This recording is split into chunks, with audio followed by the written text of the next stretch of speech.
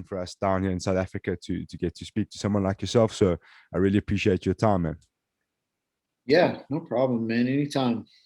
So you mentioned you've changed time zones. So I just wanted to kind of figure out. I know you're based at the MMA lab at the moment in Arizona, but that's not where you reside. You stay in Tennessee. Is that correct?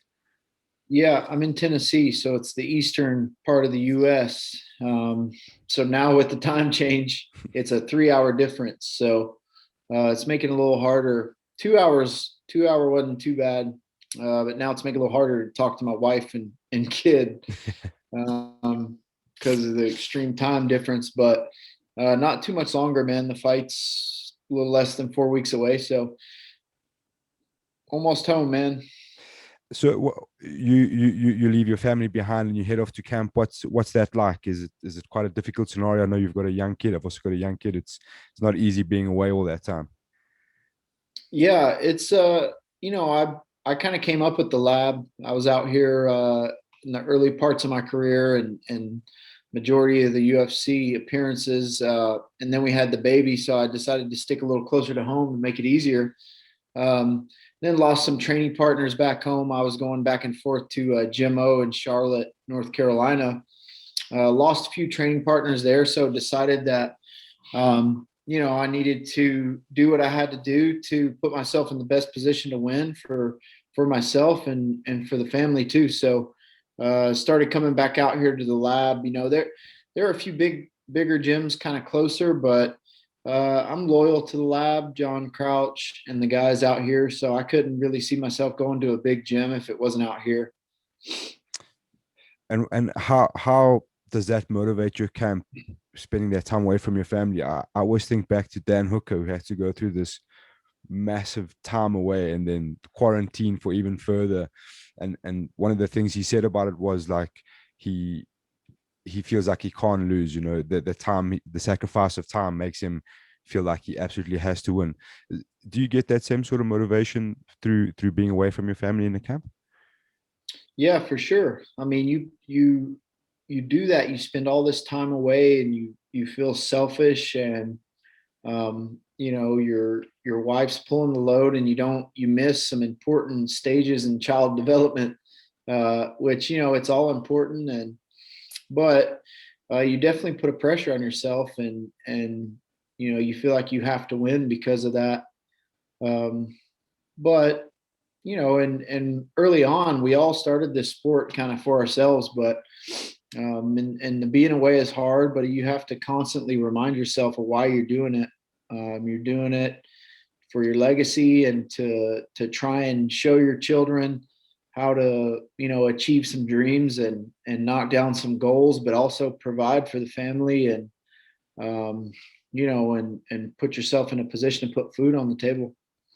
Absolutely, man. It's always interesting to hear those sides because there's a little bit more to camp than just the training. It's having to deal with that kind of stuff and the sacrifices. So it's always interesting to hear how guys are dealing with that kind of thing. You coming up, you were involved in a lot of sport. I see you had a little stint with some ice hockey for some time. Where did the shift change to MMA for you coming up? I think when my competitive days were over, kind of after college, I started working a normal job. I was sitting in a cubicle and talking on the phone and looking on the computer all day, man. 8 a.m. to 6 p.m. and I just couldn't get used to that, man. That's just not for me. You got a boss breathing down your neck, and um, so coming off a lifetime of sports and sports at a high level, I was like, man, this ain't me, man. I got to do something else. So I kind of started to train for just as another outlet. I had a friend who would train, um, and I trained for about a year. Took a fight, won. It wasn't really that hard, so I took another fight and won. And then I eventually just decided to just keep trying until I lost. And then all of a sudden, I ended up in the UFC, and I was still undefeated. And I was like, man, I'm up there with Division 1 wrestlers, kickboxing world champions, jiu-jitsu world champions, and I'm just a dude from Tennessee who played some baseball and hockey, man. And I'm like, shit, these guys are good. I don't know what I'm doing up here with these guys, but um, here I am. I'm coming up on my 12th fight, man. I'm hanging with these dudes, and still kicking ass too. So I think I've earned my spot. Absolutely, man. And in that, I see that you spent a bit of time in Thailand in amongst that chaos of coming up. Well, what was that Yeah. like? What was that like? And why did and Oh we? man.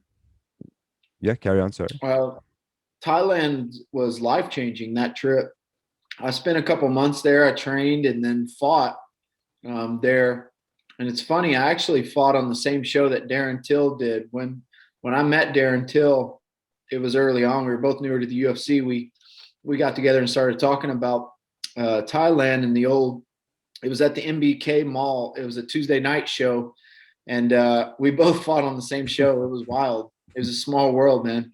And but just to see how they approach fighting, I mean, that's their national sport over there, and it's crazy. It's like playing I guess, a soccer match, or a football game over here. They just do it, man, as kids. Like in Tennessee, everybody plays American football, and you do that as a kid, and that's just what everybody does. And over there, it's fighting is just like that. So to see how they approach it and see how nice they are, it was definitely life changing. And and I didn't speak any Thai either. I just kind of went over there and was winging it. It was crazy, but luckily found some people and could communicate a little bit. Found a place to live, a gym, and all that, and had a lot of fun. It was a life changing trip for sure. I would urge any young fighter to try to get over there if they could.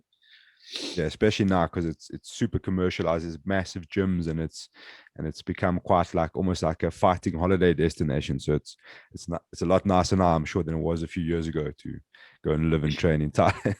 Yeah, I didn't stay in one of those nice places either. I was in the city of Bangkok, so it was shit compared to to Phuket and where Tiger Muay Thai and AKA Thailand is. It wasn't Sure. My experience was a little different. I can't imagine. One of the things I wanted to ask you, Scott, you had you came off a great performance against Jim Miller performance of the night, and then suffered a loss. I think that was your first time being stopped as well.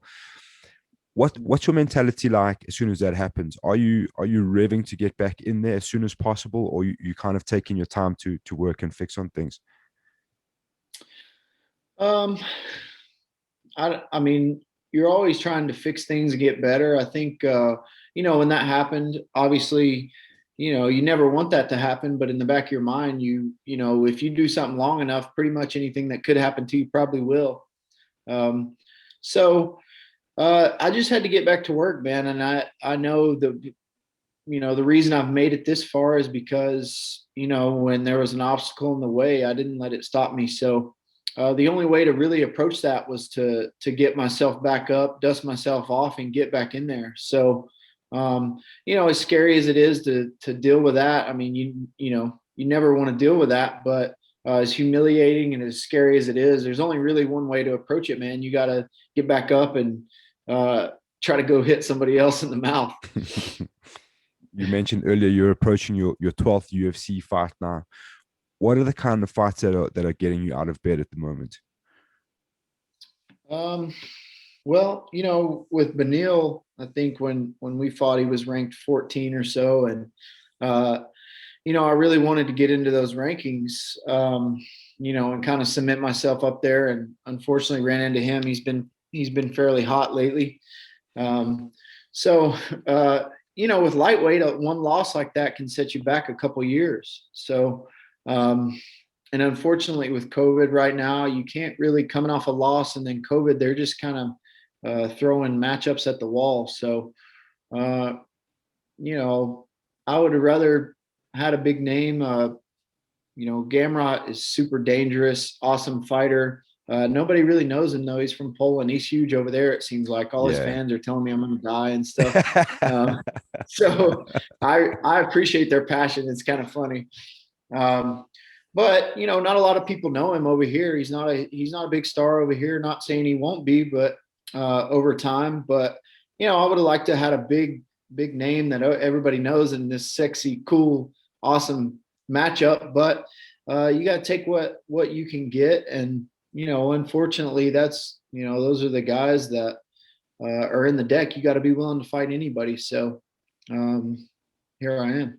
Yeah. So Matthias Gamrot, obviously in South Africa, we're a little bit closer to the European scene, and we actually had one of our champions fight in KSW. So I think South Africans generally are reasonably familiar with him. I mean, he's got ADCC credentials. He was a two-weight champion in KSW. So no Mickey Mouse. It's still a tough assignment, but I hear what you say. It's you want to get into the top ranked guys as often as possible. Yeah, I mean, there's definitely a huge upside for him. You know, he gets a win in his second ever UFC fight, and he moves up the ranks pretty quick. So it's a good route for him. There's a little bit more to lose for me, but that's not why I'm doing it. You know, we're still prize fighters too. Um, you know, and I needed a fight, and he needed a fight. So let's do it. Do you spend a lot of time watching tape on your opponents, or are you more based on just doing what you do? No, I watch a good amount of tape. I try to pick up on tendencies and, you know, what they're going to do. He's a veteran, even though he hasn't been around the UFC. You know, he's got just as many fights as I do. He's fought some good competition on KSW. It's a good show. Um, so I wouldn't say that he's going to change dynamically from fight to fight like a new guy would and make a bunch of huge improvements and things like that. But I know he's over at American Top Team, and you know they got a good group of guys. So um, you know, I'll have my hands full. It's going to be a tough fight. He's one of those guys that he doesn't really care if he wrestles for 15 minutes or not. He's always going to try to wrestle. He's a good wrestler, good grappler. So I got to be ready to be on the gas pedal for 15 minutes. But um, you know, it's just another fight. He's another guy. So I watch a good amount of tape. I'm picking up on some tendencies, seeing what he likes to do. Um, but you still got to be the best version of yourself in there too. Awesome, man. Just on the lightweight division, obviously this is one of the toughest divisions in the UFC, stacked from top to bottom. There's never really an easy fight. So where do you see yourself, and you're becoming that veteran type now, as you mentioned, with getting to your 12th fight in the UFC? Where do you kind of see yourself in the lightweight division? Um, I don't know. I think, you know, if you look at some of those world rankings or whatever, I'm down 20 to 25 to 30 somewhere maybe.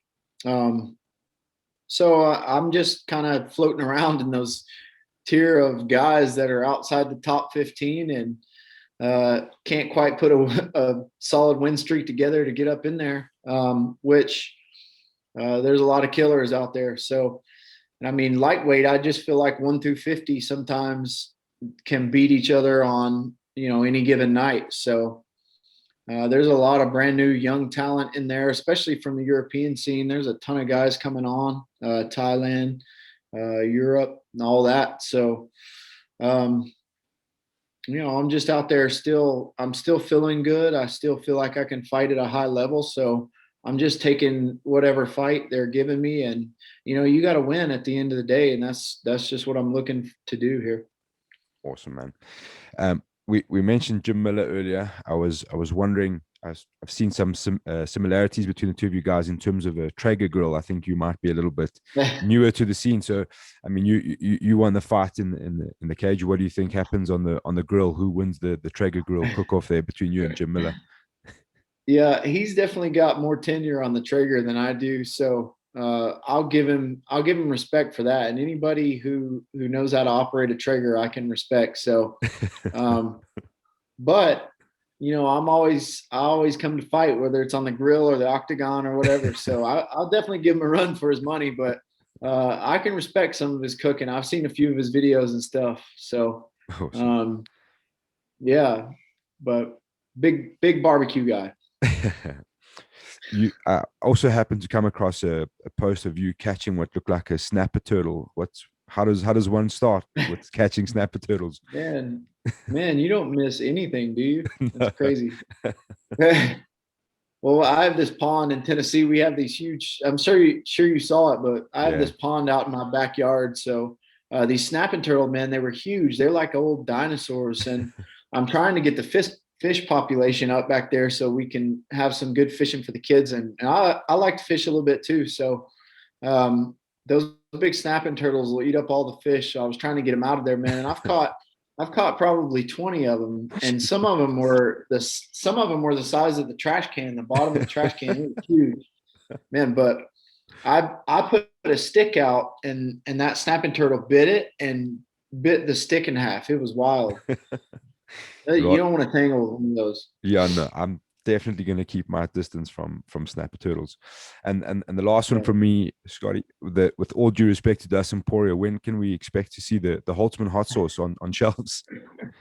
Yeah, man, he did a good job, and I'm getting that question a lot. He capitalized on that platform. He had a little bit different platform than I have, and good for him. And I still want to try his hot sauce, but yeah, we'll see. I think definitely when I start slowing down a little bit and I can focus on other things, maybe come out with a hot sauce or my own hot chicken joint. You know, Nashville hot chicken's pretty famous, so I'm right here in it.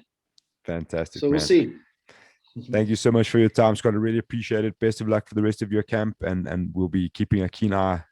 Come, I think it's April 10th, Mateus Gamrot. Thank you so much for your time, man. All righty, thank you. I Have, appreciate it. thank you. Have a good day, man.